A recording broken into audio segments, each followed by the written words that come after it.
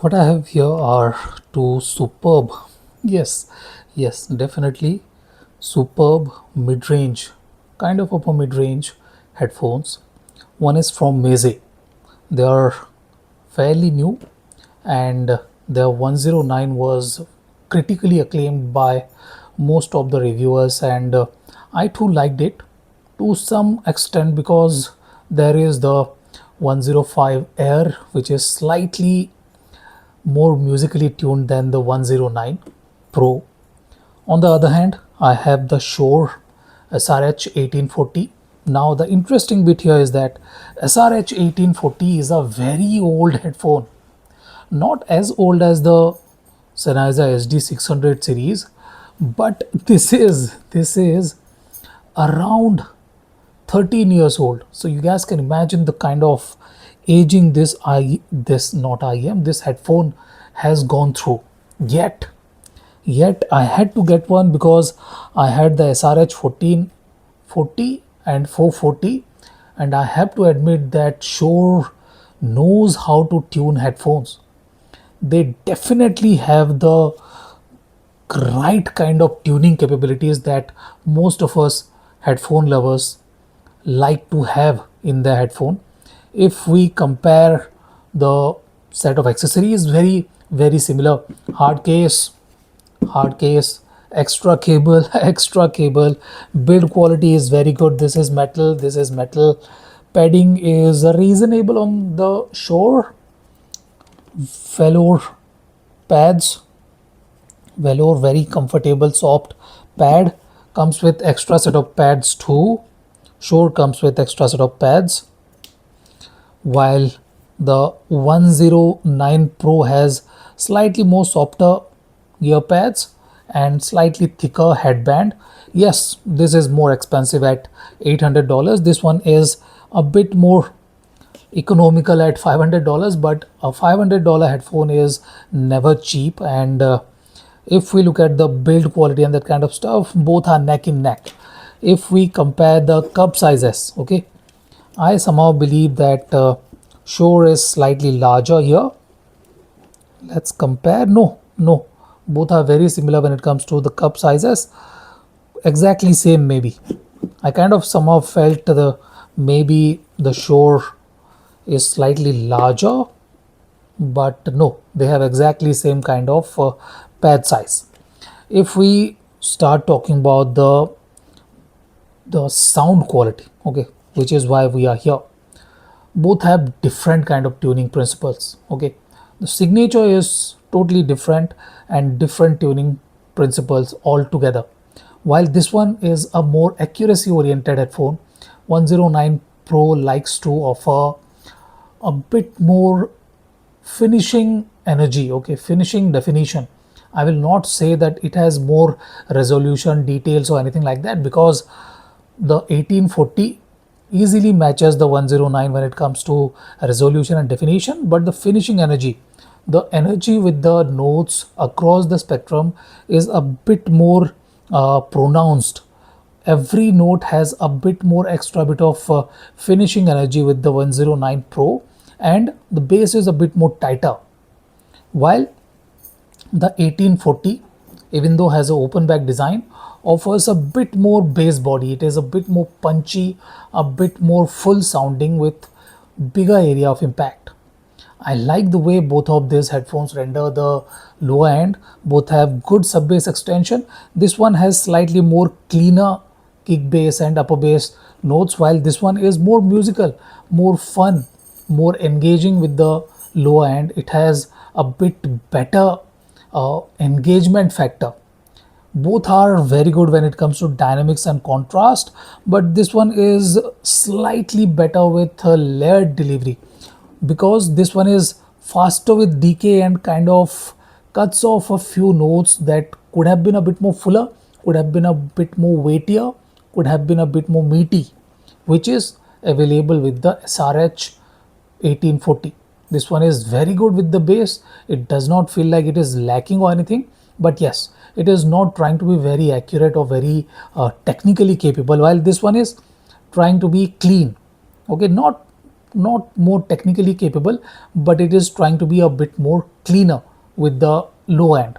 If we move on to the mid range, that is where the 1840 is a different kind of beast. Okay, yes, 109 Pro is no slouch when it comes to the mid range. It has the transparency, it has the finishing energy, it has slightly more, I'll say, definition too, but full body definition I'm talking about, from the floor where the note originates and where the note ends, that kind of definition is slightly better with the 109 Pro. But its tonality and timbre are not exactly great. It is not very cohesive. Vocals are not very throaty, not very organic or anything like that. And the back and foreground separation kind of feels flattish. It doesn't have a lot of Z-axis depth, and the cue placements are not that well defined when compared to the 1840. 1840, as I was saying, is a totally different kind of beast. It offers something that the expensive 109 Pro is unable to offer. It offers exemplary tonality and timbre, superb, very organic, very vivid kind of tonality and timbre. Male vocals have the extra bit of grunt, female vocals have the right amount of energy, yet it still is not sharp or anything like that. Slightly smoother, slightly less attacking than the 109 Pro. 109 Pro is more attacking with the instruments and that kind of stuff, while the 1840 is a bit more forgiving with that.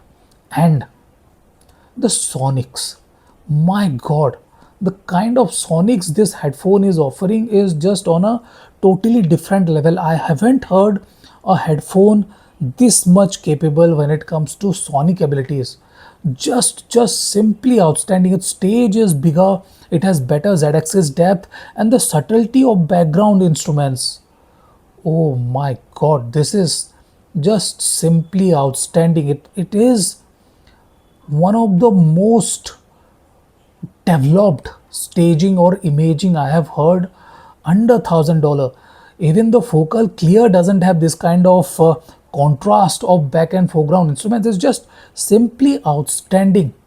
No questions about that. It kind of hits it out of the state, not even the park. It just is on a totally different level when it comes to the level of sonics, the tonality, the timbre, the cohesion. Movie watching on this one is just simply outstanding, fantabulous to be precise. Yes, one point I need to mention is that this one needs a good power source. While the 109 Pro doesn't need a very powerful source, but this one needs a powerful source to open up. So do not use dongles or that kind of stuff to drive this one. It can be, 109 Pro can be driven with a reasonably powerful source, but 1840 needs a fairly powerful source to sound very good. Not very good, excellent to be precise, and it's just a simply excellent sounding headphone. If we start talking about the highest, that is where I kind of felt that Meze 109 Pro is kind of a hit and miss at the same time. It has the extension, it has the agility, it has the extra bit of transparency, it has the clarity too, but the stage is kind of clumsy. It doesn't have that kind of width or height or anything. It kind of feels like the lack of air between instruments is kind of killing it. Its layering and separation is not exactly great, and that is where this IM is struggling with the imaging part. It is densely presented, and it kind of feels like it's not that well developed. Okay, while the 1840 is not trying to be very technically capable with the treble range, its staging is fantastic. It has the agility, it has the clarity, but it doesn't have the height.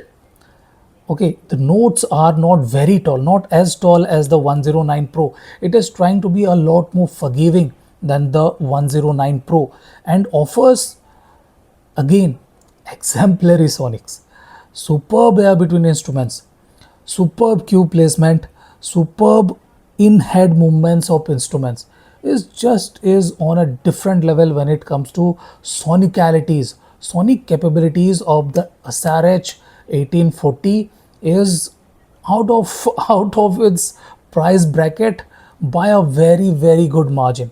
So you guys can imagine the kind of tuning and the kind of pedigree this headphone still has even after 12-13 years of being in existence.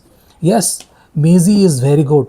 Meze is getting there, but I will any day, on any day, pick the SRH 1840 over the Meze.